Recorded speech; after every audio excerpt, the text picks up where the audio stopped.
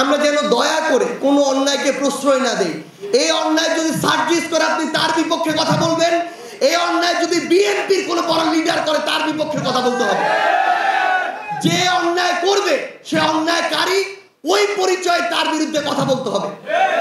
আপনি যদি এই কথা বলা বন্ধ করে দেন, খুনি হাসিনা তৈরি হয়েছিল 16 বছরে, এরপরে 5 বছরেই তৈরি হয়ে যাবে। এই সুযোগটা দেয়া যাবে না।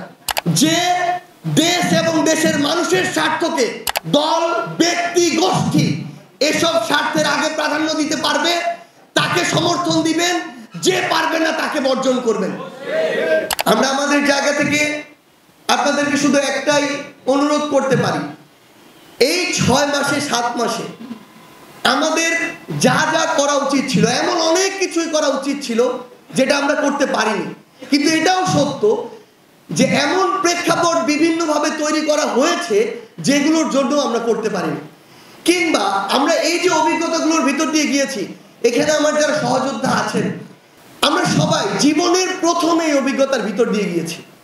আমরা জানি না যে আমার এই ঘটনাটার জন্য আমার পরবর্তী স্টেপ কি হওয়া প্রয়োজন।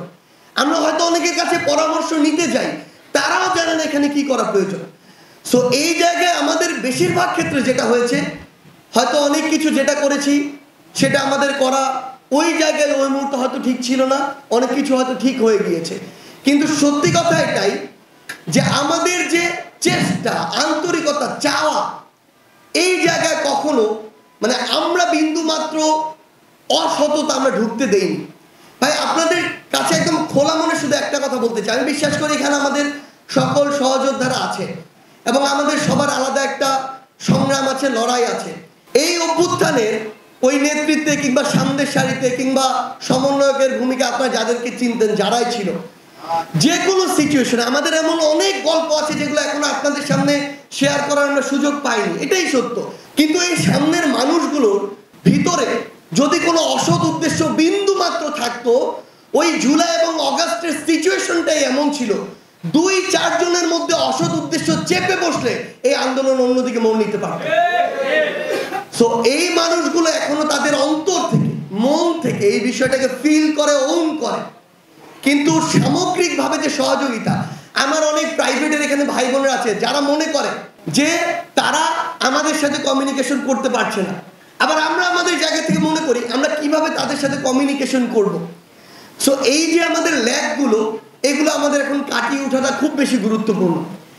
আমাদের সমস্যাটা যেটা হয়ে গিয়েছে, অনাকাঙ্ক্ষিতভাবে, অপ্রত্যাশিতভাবে এমন একটা জায়গায় 36 দিনের ব্যবধানে আমরা এসে পড়েছি, হয়তো আমাদের পুরো জীবদ্দশায় আমরা এত বড় দায়িত্ব পাবো বলে কখনো চিন্তা করিনি। সো আমরা আপনাদেরকে অনুরোধ করব, সহযোদ্ধা হিসেবে আমাদের সীমাবদ্ধতার গুলো আপনারা দয়া করে ক্ষমা সুন্দর দৃষ্টিতে দেখবেন। কিন্তু এখন সময় হচ্ছে যাদের আমরা একদম স্পষ্ট করে বলি, ভাই লড়াইয়ের 3টা ধাপ যেমন আমার মনে হয়েছে ওই অভ্যুত্থান পুরোটা আবার লড়াইয়ের একটা ধাপ। 5ই অগস্টের পরে নতুন আরেকটা ধাপ শুরু হয়েছে যেটা আরো দীর্ঘ। এই পুরো সিস্টেমটাকে প্রত্যক্ষ এবং পরোক্ষভাবে দেখার একটা সুযোগ হয়েছে, রাষ্ট্র ব্যবস্থা কিভাবে চলে, ক্ষমতা কিভাবে চলছে। সত্যি কথা এটাই, আমাদের কাছে অনেক কিছু জাস্ট রিপ্রেজেন্ট করা হয়, দেখানো হয়, কিন্তু বিষয়গুলো এভাবে না। কিন্তু আমরা আমাদের জায়গা থেকে এগুলো সবার সামনে আমরা তুলে যেমন ধরতে চাই, আপনাদেরকে আমরা দেখাতে চাই।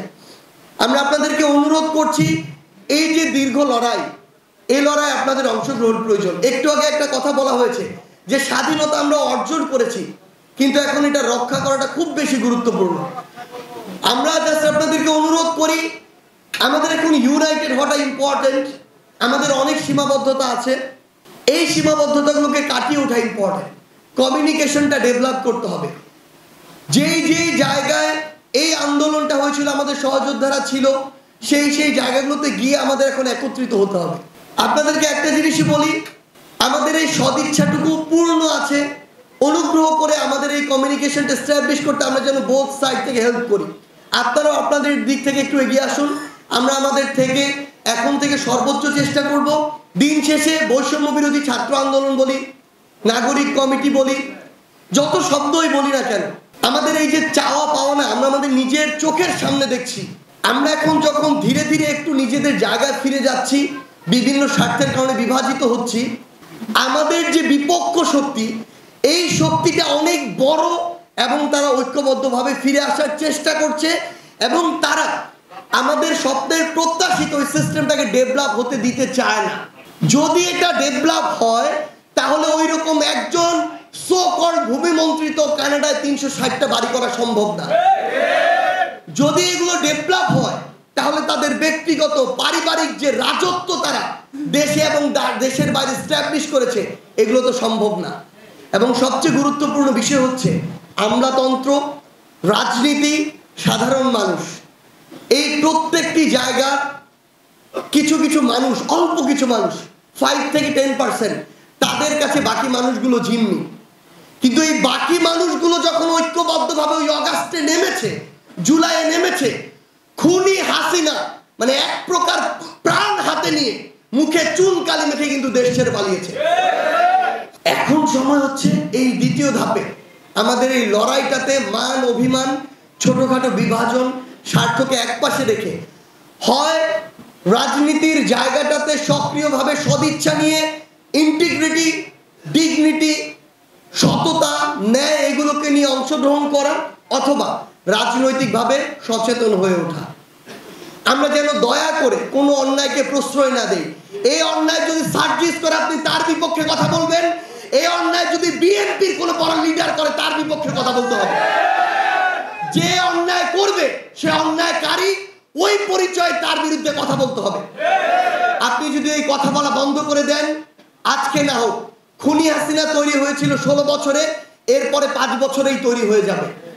এই সুযোগটা দেয়া যাবে না। আর একটা জিনিস মনে রাখবেন, এই যে ইয়াং জেনারেশন, এটাকে এখন সবাই ভয় পায়।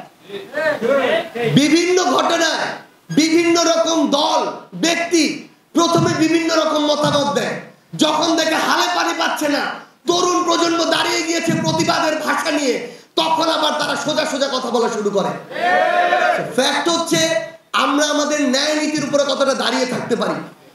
যে দেশ এবং দেশের মানুষের স্বার্থকে দল, ব্যক্তি, গোষ্ঠী এসব স্বার্থের আগে প্রাধান্য দিতে পারবে তাকে সমর্থন দিবেন, যে পারবে না তাকে বর্জন করবেন।